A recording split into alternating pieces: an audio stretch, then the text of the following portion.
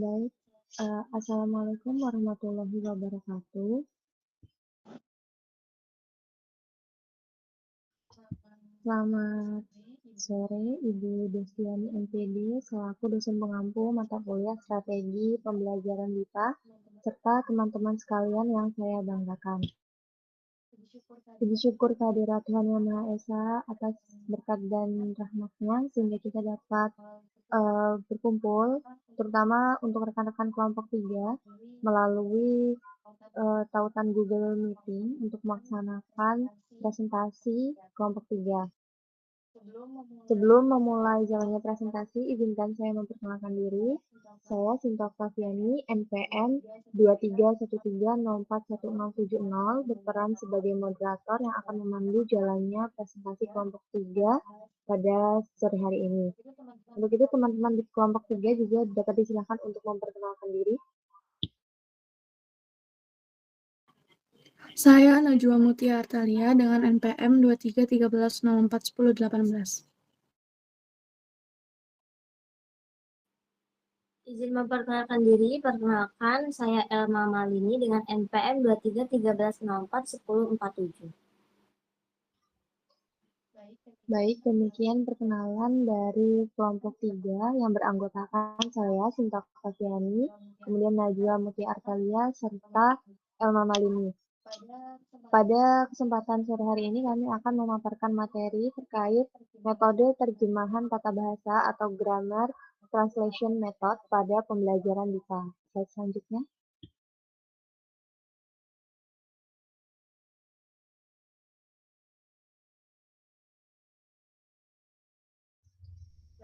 Baik, pada slide pertama disajikan mengenai konsep dasar dan juga sejarah metode terjemahan tata bahasa.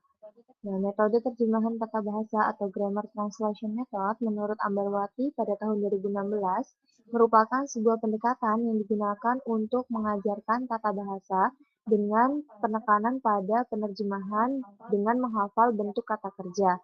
Kemudian, menurut pendapat Richards pada tahun 2002, mengemukakan bahwa grammar translation method adalah metode pengajaran bahasa asing atau bahasa kedua yang menggunakan terjemahan serta studi tata bahasa sebagai kegiatan pengajaran dan pembelajaran utama. Pada awalnya, metode terjemahan tata bahasa disebut juga sebagai metode klasik karena digunakan dalam pengajaran bahasa Latin dan juga Yunani pada abad ke-16. Kemudian pada abad ke-20 diterapkan untuk membantu siswa membaca dan mengapresiasi sastra bahasa asing. Kemudian metode ini mendominasi pengajaran bahasa di Eropa dari tahun 1840 hingga 1940. Nah, metode pembelajaran terjemahan tata bahasa ini pada dasarnya merupakan metode yang tidak bisa dilepaskan dengan bahasa ibu, rekan-rekan sekalian. Jadi, dalam menerjemahkan metode ini, pengajar juga menggunakan bahasa ibu sebagai bahan ajar begitu. Maksudnya, sehingga pembelajar BIPA itu tidak merasa bingung karena mereka kan tidak sepenuhnya dapat berbicara bahasa Indonesia, teman-teman. Kalau dijelaskan materi menggunakan bahasa Indonesia, otomatis mereka akan bingung. Maka melalui metode terjemahan tata bahasa ini, nantinya pengajar menerjemahkan materi dalam berbahasa Indonesia menggunakan bahasa asing. Baik, untuk materi selanjutnya, disilakan kepada kelompok.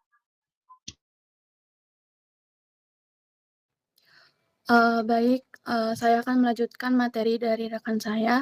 Materi selanjutnya yaitu karakteristik umum JTM menurut Brown 1994.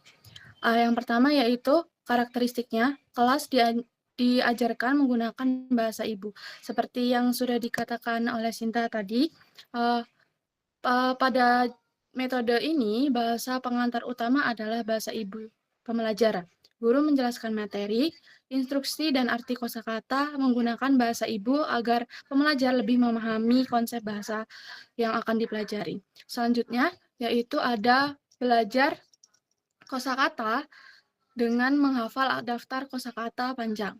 Pembelajar biasanya diminta menghafal daftar kosakata beserta arti terjemahannya. Fokusnya adalah memperbanyak perbendaharaan kata, bukan penggunaan dalam konteks komunikasi. Yang selanjutnya yaitu menggunakan waktu panjang untuk menjelaskan tata bahasa. Sebagian besar waktu pembelajaran digunakan untuk mempelajari aturan tata bahasa secara detail. Pembelajar menjelaskan struktur kalimat, pola, dan aturan secara teoritis. Selanjutnya yaitu yang keempat, tata bahasa fokus pada bentuk kalimat, sisipan, dan akhiran kata. Pembelajaran ini menitik beratkan pada bentuk bahasa seperti perubahan kata, misalnya imbuhan atau akhiran, dan susunan kalimat yang benar secara gramatikal. Selanjutnya, sedikit perhatian pada isi teks atau teks sebagai latihan analisis tata bahasa. Teks bacaan tidak difokuskan pada pemahaman makna atau pesan, tetapi lebih sebagian alat untuk menganalisis struktur bahasa dan aturan tata bahasa. Yang terakhir yaitu latihan drill untuk menerjemahkan kalimat. Pembelajar sering diberikan latihan menerjemahkan kalimat dari bahasa yang dipelajari ke bahasa ibu atau sebaliknya. Tujuannya adalah melatih ketepatan struktur dan pemahaman tata bahasa. Slide selanjutnya.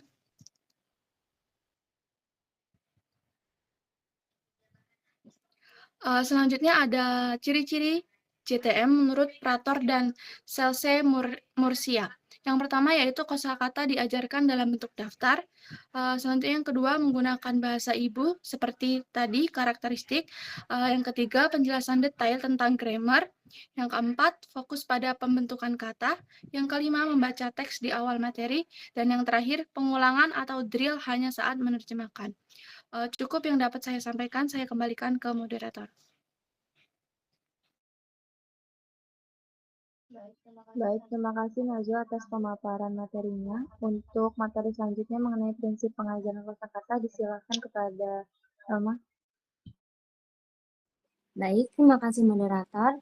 Jadi di sini saya akan menjelaskan mengenai prinsip pengajaran kosakata GTM. Jadi perlu kita ketahui atau kita garis bawahi bahwa dalam konteks GTM atau Grammar Translation Method, itu pengajaran kosakata itu punya keterkaitan yang erat dengan pembelajaran tata bahasa dan kegiatan penerjemahan. Nah, GTM ini memandang kosakata sebagai komponen fundamental yang harus dikuasai pembelajar untuk dapat memahami struktur kalimat dan menerjemahkan teks dari bahasa sasaran ke bahasa ibu atau sebaliknya. Oleh karena itu, dalam GTM, kosakata itu diajarkan secara eksplisit gitu, melalui daftar kata beserta padanan-padanannya dalam bahasa ibu pembelajar yang kemudian dilatihkan melalui latihan penerjemahan kalimat. Nah, beberapa prinsip mengajarkan tersebut antara lain yang pertama ada kosakata itu harus utuh. Jadi dalam mengajarkan kosakata GTM itu kita itu harus mengajarkan aspek-aspek itu secara lengkap itu, baik dari bunyinya, pelafalannya, intonasinya, aksen, posisi alat ucap. Terus kita juga harus memperhatikan latar belakang bahasa pertama dari pembelajar. Misalnya pembelajar Jepang, ini kita harus perhatikan gitu latar belakang bahasanya kan berarti bahasa Jepang seperti itu. Selanjutnya prinsip yang kedua adalah mengajarkan makna kata. Jadi ketika mengajarkan makna kata itu kita harus juga disertai dengan nuansa, makna dan nilai-nilai budayanya. Contohnya misalnya kita mengajarkan kata kamu gitu. Kita juga harus seperti yang kita pelajari pada pertemuan kemarin, kita itu juga harus memasukkan konteks atau makna dalam kata kamu itu gitu. Selanjutnya ada pengajaran berulang. Nah, kosakata itu harus dimunculkan secara berulang dalam pelajaran-pelajaran berikutnya agar apa? Agar mahasiswa atau pembelajar bahasa Indonesia itu bisa lebih paham gitu. Selanjutnya ada kosakata dalam konteks aktual dan alamiah. Jadi dalam konteks aktual dan alamiah ini kita itu menggunakan kalimat-kalimat yang benar-benar dipakai oleh pembelajar gitu. Kita menggunakan kalimat-kalimat misalnya kalimat artifisial seperti contohnya ini Adi memukul anjing gitu. Itu kan kayak kurang kurang gimana ya? Kurang sopan iya, terus kurang masuk gitu dalam bahasa sehari-harinya pembelajar seperti itu. Selanjutnya, nah Jika tadi kan kita sudah mempelajari mengenai prinsip, nah sekarang adalah teknik. Teknik kita adalah mengajarkan kosakata melalui GTM ini tadi. Nah, yang pertama, kita itu bisa dengan cara menunjukkan bendanya itu secara langsung, atau replikanya atau gambarnya gitu. Selanjutnya kita juga bisa menggunakan ilustrasi dengan tindakan. Misalnya untuk kata sifat, terus untuk kata-kata sifat kayak orang marah gitu, kita bisa menggunakan dengan tindakan kita seperti marah gitu. Selanjutnya kita juga bisa mengulang ucapan kita dengan jelas dan lambat. Jadi kita itu tidak mengganti kata-kata sulit terus dengan kata lain. Selanjutnya kita juga bisa menuliskan kosakata melibatkan beberapa indera untuk memperkuat memori. Selanjutnya kita juga dapat memberikan lawan kata. Contoh, kita menjelaskan mengenai berdiri. Jadi kita juga menjelaskan mengenai lawan kata dari berdiri, itu duduk. Atau kita menjelaskan mengenai kaya. Kita menjelaskan juga lawan kata dari kaya itu yang berupa miskin. Selanjutnya, tekniknya kita juga dapat memberikan padanan kata. Contoh, berangkat. Berangkat itu ada loh ternyata bahasa lain, sinonim dari berangkat, misalnya pergi, kayak gitu. Terus selanjutnya kita juga dapat memberikan pancingan dengan huruf, memberi petunjuk huruf pertama. Jadi misalnya kadang-kadang pembelajar itu kan lupa gitu dengan kata. Nah, kita itu bisa bisa memancing dengan cara menyebutkan huruf pertama gitu. Selanjutnya kita juga bisa dengan cara membuat kartu kosakata dan terakhir kita dapat mengingat tanpa tulis antar pembelajar untuk menguji hafalannya. Baik, selanjutnya akan saya serahkan ke moderator. Baik, terima kasih Alma. Untuk materi selanjutnya.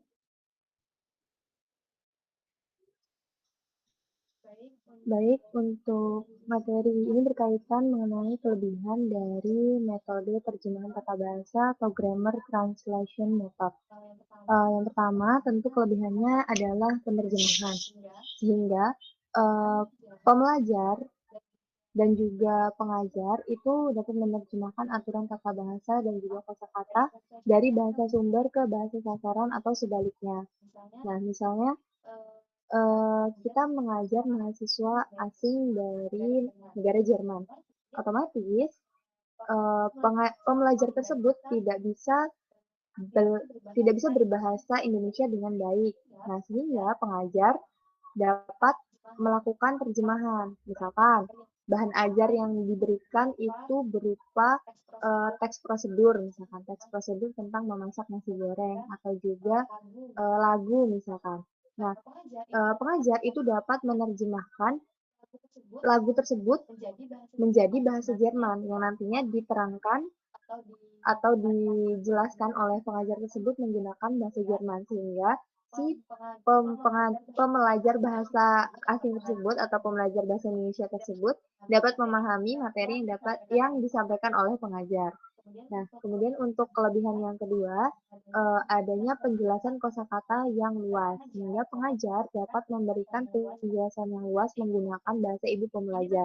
Ini berkaitan dengan bahwa metode terjemahan tata bahasa itu kan tidak bisa lepas dari bahasa ibu, teman-teman. Sehingga melalui adanya metode terjemahan tata bahasa, si pembelajar ini tidak merasa berkecil hati meskipun mereka tidak bisa berbahasa Indonesia. Kan pengajarnya menjelaskan menggunakan bahasa Jerman tuh kalau case-nya si pembelajar tadi merupakan orang Jerman.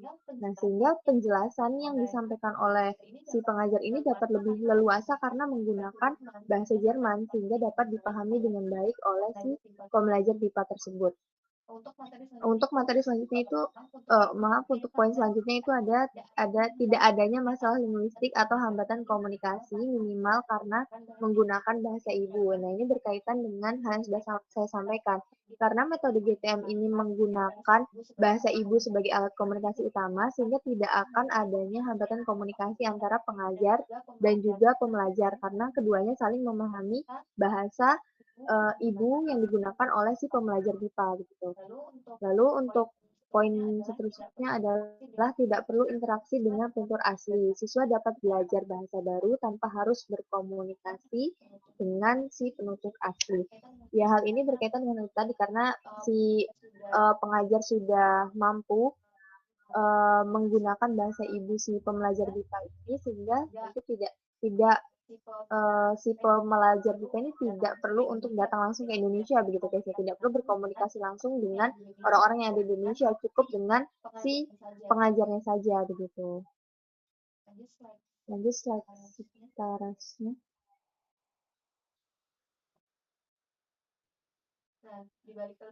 Nah, di balik kelebihan tentu ada kekurangan dalam metode ini. Kekurangan dalam metode GTM itu yang pertama adanya kurangnya motivasi akibat rendahnya partisipasi pembelajar.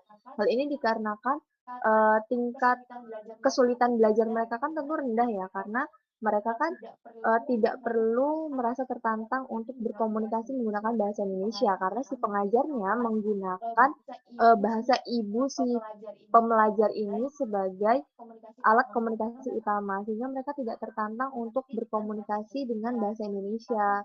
Misalkan si pembelajar ini orang Jerman. Nah, kemudian si pengajarnya tentu menjelaskan dengan bahasa Jerman. Nah, maka si pembelajar ini tidak merasa tertantang untuk berkomunikasi dengan bahasa Indonesia karena dia berkomunikasi dengan pengajarnya itu menggunakan bahasa Jerman gitu, sehingga motivasi ini cenderung rendah gitu. Ini merupakan salah satu kekurangan dalam metode GTM. Kemudian yang kedua, metode ini dianggap tidak interaktif karena terbatasnya hubungan pengajar dan pembelajar. Nah, salah satu kekurangan dari GTM itu ini karena GTM itu kan terjemahan tata bahasa, menerjemahkan sesuatu dalam bentuk si bahasa ibu pembelajar. Artinya hubungan antara pengajar dan si pembelajar ini hanya terbatas sebatas teks, misalkan menjelaskan tentang arti sebuah lagu. Nah, hubungan antara pengajar dan pembelajar ini maka nantinya hanya sebatas lagu yang diterjemahkan tersebut begitu. Selesai dari lagu tersebut dipahami oleh si pembelajar maka selesai gitu. Karena kan ini memang fokusnya hanya menerjemahkan saja begitu. Tidak ada tindakan aktif yang dilakukan lainnya gitu. Kemudian untuk poin yang ketiga itu pembelajaran dianggap monoton karena satu arah dari guru ke siswa. Ya karena yang dapat berkomunikasi dan memahami makna bahasa Indonesia tersebut kan hanya guru atau hanya si pengajar begitu kan. Sementara si pembelajarnya tidak terlalu memahami bahasa Indonesia, maka pembelajaran ini cenderung akan satu arah karena pengajar merupakan fasilitator utama atau center gitu, bukan study center, tapi centernya adalah guru atau si pengajar tersebut. Kemudian poin yang keempat adanya ketergantungan pada bahasa pertama, sementara penggunaan bahasa keduanya terbatas. Nah, karena metode ini kan memang fokusnya dengan bahasa ibu, otomatis bahasa kedua atau bahasa Indonesia yang dipelajari itu sangat sedikit digunakan. Maka pembelajar ini nantinya akan cenderung menggunakan bahasa pertama, misalkan bahasa Jerman itu tadi, sehingga mengakibatkan poin 4 ini berkaitan dengan poin pertama, yaitu menyebabkan kurangnya motivasi akibat kurangnya tantangan. Mereka merasa kurang tertantang begitu, karena tidak berkomunikasi menggunakan bahasa Indonesia. Kemudian poin kelima, kesempatan berbicara dan mendengarkan sangat terbatas. Hal ini dikarenakan metodenya kan berbasis terjemahan, otomatis si pembelajar tidak memiliki kesempatan yang terlalu banyak untuk berbicara. Begitu. Kemudian untuk poin keenam, pengucapan cenderung tidak alami dan tidak akurat. Ya karena itu tadi mereka kan tidak memiliki kesempatan berbicara, maka poin untuk mereka praktik itu sangat sedikit sehingga pengucapan yang mereka ucapkan, pelafalan mengenai sesuatu, mengenai abjad bahasa Indonesia misalkan, itu cenderung tidak alami dan tidak tepat karena tidak dilatih dengan baik. Kemudian poin yang terakhir itu pembelajar lebih banyak menganalisis bahasa daripada menggunakan bahasa secara aktif. Karena ini kan merupakan metode terjemahan ya teman-teman sekali lagi. Maka si pembelajar ini hanya cenderung memahami misalkan saya itu I, kamu itu you. Ya udah hanya sebatas itu, tapi mereka tidak berkomunikasi atau mengomunikasikan dan menggunakan pemahaman tersebut secara aktif karena mereka sekedar tahu. Begitu. Baik, cukup untuk materi yang saya sampaikan. Untuk materi selanjutnya disilahkan kepada pemateri. Baik, terima kasih Sinta. Materi selanjutnya yaitu JTM dalam konteks BIPA. Yang pertama yaitu membantu pembelajar memahami struktur bahasa Indonesia secara sistematis. JTM membantu pembelajar memahami tata bahasa Indonesia secara struktur dan bertahap. Dengan metode ini, mereka bisa mengenali pola kalimat, aturan gramatikal, dan bentuk bahasa secara lebih jelas. Yang selanjutnya yaitu berguna untuk menjelaskan konsep tata bahasa yang sulit. Metode JTM ini sangat efektif ketika ingin digunakan untuk menjelaskan konsep atau tata bahasa yang kompleks. Misalnya penggunaan imbuhan atau struktur kalimat tertentu bisa dijelaskan melalui terjemahan sehingga lebih mudah dipahami oleh si pembelajar. Selanjutnya yaitu umumnya tidak digunakan sebagai pendekatan utama karena tujuan BIPA adalah mengembangkan kemampuan komunikasi. JTM ini biasanya tidak dijadikan sebagai metode utama dalam pembelajaran BIPA. Hal ini karena tujuan utama pembelajaran BIPA adalah kemampuan berkomunikasi, bukan hanya memahami aturan berbahasa. Selanjutnya yaitu JTM biasanya digunakan sebagai metode pendukung. Tidak digunakan sebagai metode utama. Oleh karena itu, JTM lebih sering digunakan sebagai metode pendukung.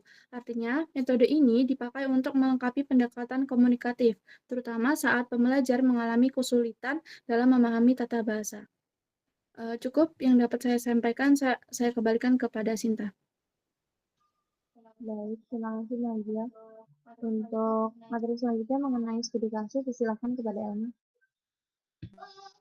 Baik, dalam presentasi kami kali ini, kami mengangkat studi kasus berdasarkan artikel yang ditulis oleh Hesti Septiana dan kawan-kawan dengan judul Grammatical Errors on BIPA Students Indonesian Language for Foreign Speakers in Writing Practice for Beginner Level.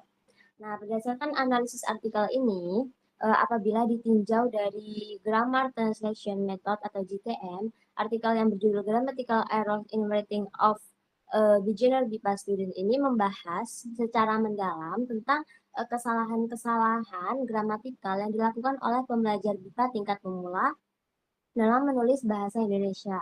Nah, jika ditinjau dari perspektif GTM ini tadi, artikel ini tuh memang secara tidak langsung merefleksikan karakteristik utama dari metode tersebut. Sekaligus dia itu juga menunjukkan keterbatasan yang mungkin muncul ketika pembelajaran terlalu berfokus pada aspek tata bahasa tanpa diimbangi dengan pendekatan komunikatif yang memadai. Nah, artikel ini tuh setelah kami analisis, yang pertama dia itu menegaskan pentingnya penguasaan tata bahasa baku bahasa Indonesia bagi pelajar BIPA, terutama mereka yang memiliki tujuan akademik. Nah, hal ini juga sejalan dengan prinsip utama GTM yang saya jelaskan tadi, yang menempatkan tata bahasa sebagai fondasi utama dalam pembelajaran bahasa. Yang kedua, analisis yang telah kami lakukan pada analisis kesalahan yang telah dilakukan oleh Hesti dan kawan-kawan ini dalam artikel ini tuh dia itu menunjukkan bahwa sebagian besar kesalahan yang muncul itu berkaitan dengan aspek morfologi seperti afiksasi, terus sintaksis, pada aspek struktur kalimat, selanjutnya pada pemilihan diksi. Nah, jika ditinjau dari konteks GTM, kesalahan tersebut diidentifikasi dan dapat dikoreksi secara terang dengan mengacu pada aturan tata bahasa yang baku.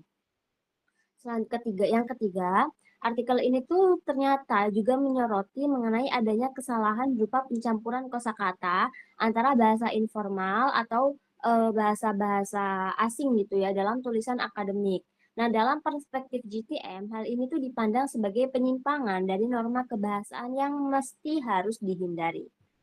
Karena apa? Karena GTM kan mengajarkan bahwa bahasa target harus digunakan sesuai dengan standar formalnya.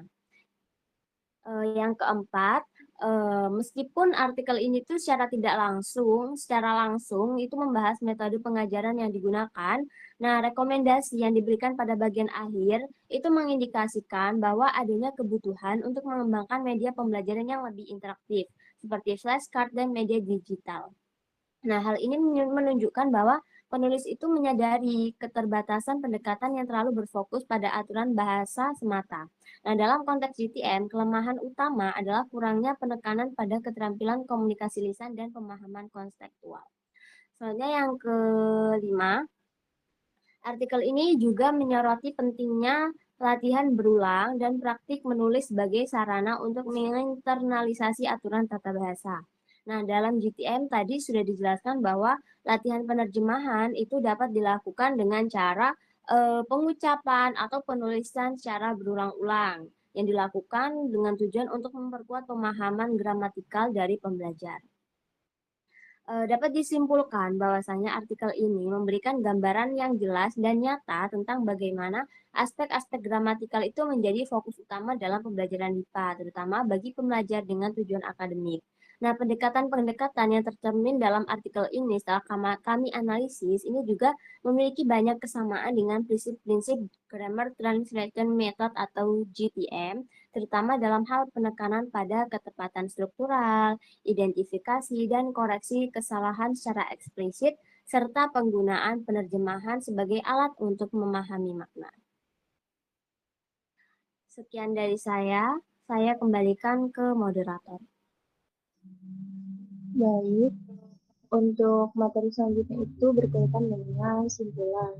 Berdasarkan materi yang telah kami paparkan pada sore hari ini, kami menyimpulkan bahwa GTM merupakan salah satu metode pembelajaran bahasa yang menekankan pada penguasaan tata bahasa atau grammar, serta penerjemahan sebuah teks dari bahasa target, misalkan bahasa Indonesia, ke bahasa ibu, si penutur atau pembelajar bahasa kedua, ataupun sebaliknya.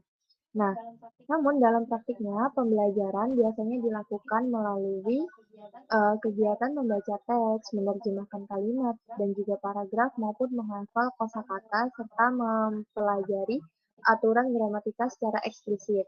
Nah, di sini pengajar berperan sebagai pusat pembelajaran atau center dalam pembelajaran karena memberikan penjelasan mengenai aturan bahasa. Sementara peserta didik atau si pembelajar berperan sebagai penerima informasi yang kemudian dapat mempraktikkan melalui latihan-latihan secara personal begitu. Karena di sini guru hanya mengajarkan mengenai penerjemahan begitu. Baik, cukup untuk materi kelompok 3 pada sore hari ini. Kami mengucapkan banyak terima kasih kepada rekan-rekan yang telah menyimak video ini. Apabila ada pertanyaan, teman-teman dapat menuliskannya pada kolom diskusi yang tersedia di room Piklas. Sekian kami akhiri. Wassalamualaikum warahmatullahi wabarakatuh. Terima kasih.